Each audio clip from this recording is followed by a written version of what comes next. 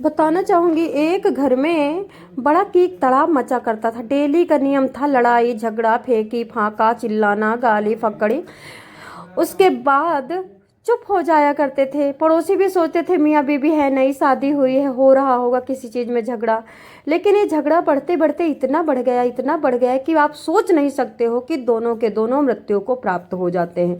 एक दिन बड़े तेज से संभल के, आप जैसा संभल आप जानते हो, मेरठ के संभल की जो चर्चा का प्लेस रहा है हमेशा, मस्जिद वगैरह तोड़ना ये सब हो रहा है वहाँ पे। बुलडोजर, बाबा बुलडोजर चला रहे हैं अपना बुलडोजर, और सारी मंदिरें खोदी जा रही हैं और मस्जिद सारे वहाँ से हटाए जा रहे हैं। जो मुगलों ने बहुत ज़्यादा शासन किया था सनातन पे, सनातन को ख़त्म करने के लिए मंदिर के ऊपर मस्जिद बना दी थी, अपना राज कर दिया था। और नाम भी सनातन के अकॉर्डिंग था, उसको चेंज करके अपना मुस्लिम नाम रख लिया था। ये घटना आपको पुरातन की बता रहे हैं। लेकिन अब योगी बाबा जी सारे मस्जिद हटा हटा के अपने मंदिर निकाल रहे हैं। संभल का, संभल के असमौली थाना की बात है। अनीता की शादी 4 साल पहले होती है। दान दहेज कुछ मिलता नहीं है। अनीता सुंदर खासी होती है, पति भी सुंदर होता है। 4 साल से उन लोगों की 1 साल या 6 महीने तक तो बढ़िया चला, लेकिन फिर उसका पति अनैतिक संबंध बनाने लगा। यानी कि एक तो सबसे पहले अनीता से कहता है कि इस तरह से कर, इस तरह से कर, इस तरह से कर, ये गलत कर, वो गलत कर। लेकिन उसके बाद दहेज भी मांगता, तू ये लेके आ, तेरे घर में से कुछ नहीं मिला मुझे, मेरी शादी हुई, मैं देखो तो कितने सुकून से रानी बना के रखा हूँ, और उसके बावजूद तेरे मम्मी पापा को जुआ नहीं रेंगता कि कुछ अच्छा सा दे दे तो मैं दुकान कर लूँ, धंधा कर लूँ या कोई बिजनेस कर लूँ। ये सारी बातें, लड़ाई झगड़ा होती रहती है। अब ये क्या करता, काम ढूंढने जाता या कुछ करने जाता, घर में कुछ दिक्कत चलती तो ये हमेशा लड़ाई की बातें करता कि दहेज लाएगी तो ठीक है, नहीं मेरा तो फटाफट काम होने वाला है, एक दहेज वाला घर मिल गया है और मैं वहाँ पे शादी कर लूँगा, तुझको घर से निकाल दूंगा। दोस्तों इतना सुनते ही अनीता अब खुंदक में रहा करती कि अब ये घर से निकाल देगा तो ये करे क्या, हम कैसे करें। और रहा मैका, मैका में कोई दहेज देने को तैयार नहीं था। ऐसे डेली लड़ाई होती। फिर क्या करता, खुंदक में अनीता का पति क्या करता, उनसे कहता है कि मेरा ये गुप्तांग को अपने मुंह में डालो। मुंह में डाल डाल के जबरदस्ती उसकी नाक मुंह एकदम काला करता और बड़ा परेशान करता, बड़े परेशान करता। अनीता एकदम बिल्कुल अपनी जिंदगी से छिन्न भिन्न हो गई, चीखती चिल्लाती, मरने के बहाने ढूंढती, ऐसे करके उनकी जिंदगी ऐसे चल रही थी। लेकिन एक दिन ऐसी कीक तड़ाप मचती है दोस्तों, ऐसी कीक तड़ाप मचती है कि आप सुन करके भी शॉक्ड हो जाओगे।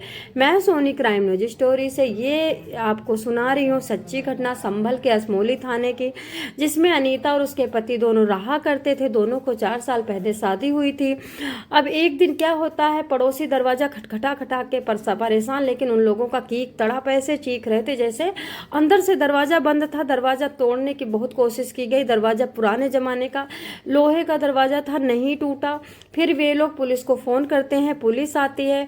तब तक इन लोगों का कीक तड़ाप मचता है। जब पुलिस आती है उसके थोड़ी देर पहले ही ये दोनों शांत हो जाते हैं। तब ये लोग समझ गए कि शायद झगड़ा मिट गया हो, दोनों शर्मिंदा हुए हों, लेट गए होंगे। लेकिन पुलिस का आना अंदर जाना ही था, क्योंकि पुलिस अगर कोई रिकॉर्ड में लेती है कॉल तो उसकी फाइल तैयार होती है और फाइल जाकर के सबमिट करना होता है कोर्ट में। तो पुलिस आई तो पुलिस दरवाजा तोड़ती, नहीं तोड़ता है तो सारे लोग पड़ोसी घुस करके चढ़ते हैं। आप उसको देख रहे हो, मैं आपको वीडियो दिखा रही हूँ वहाँ की। चढ़ते हैं, चढ़ करके घर के अंदर जाते हैं तो वहाँ का नज़ारा देख करके बड़ा परेशान हो जाते हैं। होता क्या है, जो सूरज होता है अनीता का पति, उसका जो प्राइवेट पार्ट था वो थोड़ी दूर में खूनम खून पड़ा था। पूरे पाँव और टांग और जांघें और कपड़ा खून से लथपथ था। नीचे के कपड़े पड़े हुए थे, बगल में पड़े हुए थे और खून पूरा फैला हुआ था और वो बेहोश हो गया था अनीता का पति। अनीता हल्की हल्की सांसें ले रही थी। अनीता भी उनके बगल में पड़ी हुई थी, आधी बेहोश, शायद अचेत। उसके बाद दोनों को पुलिस ला देती है और वहीं मेरठ के सरकारी हॉस्पिटल में लेके जाती है। वहाँ पे दिखा जाता है तो सूरज का जल्दी जल्दी इलाज चलता है और उसका प्राइवेट पार्ट मुंह से नोच करके फेंका गया था। चाकू से अगर निकाला जाता वहाँ से सही से तो शायद वो बच जाता, लेकिन मुंह से नोच के तो अंदर की आंतों से लेकर के किडनी से लेकर नसें नोच गई थी। थोड़ी देर पर जिंदा रहता, उसके बाद सूरज, उसका अनीता का पति, मर जाता है। अब बचती है अनीता। अनीता ने शायद जब पुलिस सारी एक्सरे अल्ट्रासाउंड सब अंदर से चेकिंग करती तो अनीता का अंदर का भी पार्ट सारा, किडनी, लीवर और जो भी इनकी वो थी, अच्छा दानी और साबुनदानी, तो वो सब जल जाती है। इससे क्या अनीता को दूसरे हॉस्पिटल में रेफर कर दिया जाता है, जहाँ पे इस टाइप के इलाज करने की तकनीकी व्यवस्था मशीनें थी। लेकिन सूरज को पोस्टमार्टम में भेज दिया जाता है। तब तक अनीता के मम्मी पापा आते हैं और अनीता का जब फ़ोन देखा जाता था, मम्मी से उसने 20 मिनट तक बात किया था इस हादसे के पहले। जब पुलिस धमकाती है कि क्या बात हुई थी बेटी से, ऐसा क्यों किया, तब अनीता की मम्मी बताती है कि डेली धमकी देता था, दूसरी शादी कर लूँगा। अनीता डिप्रेशन में आ गई थी, वो परेशान हो गई थी, वो कह रही थी अब क्या करूँ, ये दूसरी शादी कर लेगा, मेरा भी खोड़ लग गया, 4 साल शादी में कहाँ जाऊँगी।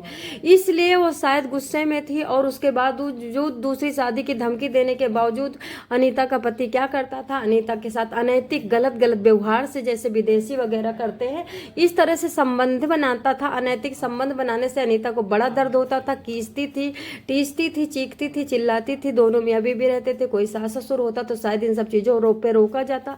कहते हैं पुराना पेड़ और पुराना तालाब बड़े काम का होता। पुराना पेड़ छांव देता है, गंदा पानी आग बुझाता है, शीतलता देता है। तो अभी कभी भी आप सास ससुर के साथ ही नई जिंदगी शुरू करें। आपकी गलतियों पे वो पर्दा भी डालेंगे और सजेस्ट भी करेंगे, सुधारेंगे भी, समझाएंगे भी। सास ससुर से बढ़ करके कोई नहीं होता है। पति पत्नी अकेले घर नहीं बसा पाते, बड़ा क्लेश होता है। पति अकेले होता तो बाहर अय्याशी करता है और पत्नी रोकती है तो उसके ऊपर इल्जाम लगा दिया जाता है कि ये खुद गलत है। और पड़ोसी जैसे निक्की के साथ हो रहा है कि निक्की में सारी गलती अभी निकली, पहले निकलती भाई। पहले छोड़ के आता मैके, पहले FIR करवाता, पहले मुकदमा दायर करता, पहले तलाक के लिए बोलता। उसके मरने के बाद ही तुम लोग सोच रहे फंस रहा हूँ तो उसमें गलती निकाल लो गलती। ऊपर वाला सब देख रहा है, माफ नहीं करेगा कतई। इसी तरह अनीता चिढ़ गई थी कि दूसरी शादी से डर गई थी, तो इसने सोचा कि क्या करूं। तब इसने सोचा कि जिस वजह से ही हमें इतना परेशान करता है, मेरे को इतना परेशान करता है कि मैं उठ नहीं पाती, बैठ नहीं पाती, मैं चीखती हूँ तो मारता है, चिल्लाती हूँ तो मारता है, पड़ोसी मेरे को उल्टा बोलते हैं, तो मैं क्या करूँ। इसका जो चीज़ है जिसके लिए मर रहा है, जिसके लिए दूसरी शादी कर रहा है, जिसके लिए मेरे को इधर उधर अनैतिक तरीका अपना रहा है, मैं इसे क्यों ना मार दूं। इसलिए उसने एक दिन लड़ाई होती, तुरंत लड़ाई होती सुबह, और दोपहर में वो आता है और आकर के पूरा चढ़ जाता है और उसके मुंह में इस तरह से अपना प्राइवेट पार्ट डालता है और धमाधम उछलता है। तब अनीता ये काम करती है। अनीता जड़ से पकड़ के दांतों से फाड़ देती है और अंदर से उखाड़ देती है और फेंक देती है थूक करके। बस बात यही थी। बड़े बूढ़े होते तो शायद इस बात को समझाया सकता था, लेकिन आज के नवयुग लोग क्या करते हैं, बड़े बूढ़े को साइड करके अकेले एंजॉय मनाली जाना चाहते हैं, हनीमून मनाना चाहते हैं। मना लो हनीमून, तुम मर जाओ, तुम भूत बन जाओ, जिंद बन जाओ। अब देख लो तुम्हारे कट रहे हैं प्राइवेट अंग, फेंके जा रहे हैं जैसे गेंद फेंका जा रहा है, दरवाजे पे पड़े हैं, दुनिया देख रही है। जो चीज़ दुनिया में किसी ने ना देखा होगा वो तुम्हारे मरने के बाद देख रही है। जाओ। क्यों बनाया भगवान ने बड़े बूढ़ों को? इसीलिए बनाया कि वो तुम्हारे साथ रहेंगे, तुम्हारी परवरिश करेंगे, तुम्हें देखभाल करेंगे, तुम्हें समझाएंगे। तुम्हें भी शर्म आएगी कि अम्मा बैठी हैं, पापा बैठे हैं, क्यों मैं चिल्लाऊं, मैं क्यों चीखूं, क्यों मैं दहेज मांगू। लेकिन अकेले होते हो तो धमा चौकड़ी करते हो, एहसान करते हो क्या किसी पे। तो दोस्तों ये कहानी मेरठ की सच्ची घटना आपको कैसी लगी? आप लोग होशियार रहें, सतर्क रहें, सचेत रहें, दिल में कोई दुख न लाएं। एक दिन मर ही जाना, लेकिन इस तरह दुर्गत करके नहीं मरना है, आसानी से मरना, शांति से मरना है। तो अब इनके ऊपर मुकदमा दायर हो जाता है और वो मर ही जाता है, उस पोस्टमार्टम में चला जाता है, उसका अंतिम संस्कार होता है। अनीता का सीरियस बॉडी में अंदर सब कुछ जल, उसका इलाज चलता है। आप लोग क्या कहोगे इस घटना के?